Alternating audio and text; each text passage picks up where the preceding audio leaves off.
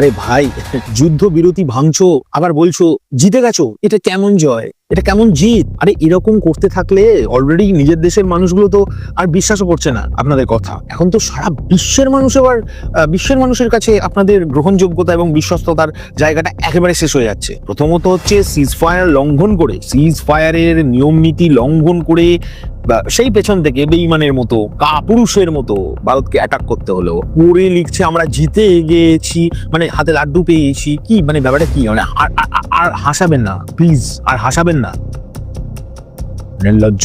কিন্তু বন্ধুরা, এখন সবচেয়ে বড় বিষয় হচ্ছে এটা কি পুরোদমে যুদ্ধের রূপ নেবে? দেখো, এখনই এটা বলা যাচ্ছে না, কারণ দেখো ভারত বলে দিয়েছে যে আমরা তো অবশ্যই শান্তি চাই, কিন্তু আত্মরক্ষার জন্য যেগুলো করা দরকার সবই করব। আমাদের বিমান বাহিনী, স্থলবাহিনী এবং নৌবাহিনী, আমরা সকলেই প্রস্তুত। পাকিস্তানও একটি পারমাণবিক দেশ, কিন্তু ওদের অর্থনীতি এবং অর্থনৈতিক অবস্থা দেশের এবং অভ্যন্তরীণ কিছু বিষয়পত্র, যা অভ্যন্তরীণ অবস্থা অসম্ভব খারাপ এবং প্রচন্ড দুর্বল। ওরা জানে, ওই বেঈমানগুলো, কাপুরুষগুলো যেগুলো পেছন থেকে হামলা করে, ওগুলো জানে যে ভারতের সঙ্গে পুরোদমে যুদ্ধ করা মানে হাতির পায়ের তলায় পিষে মরে যাওয়া।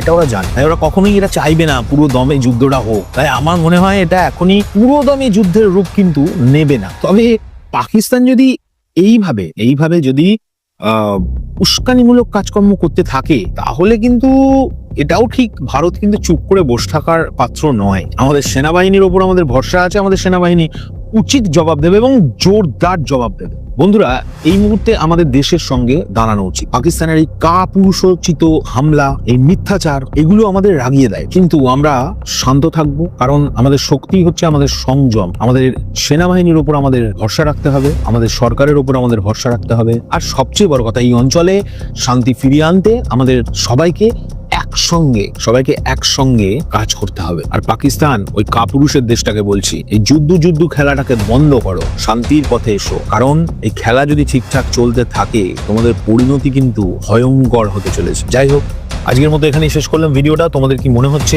অবশ্যই কমেন্ট করে জানিও।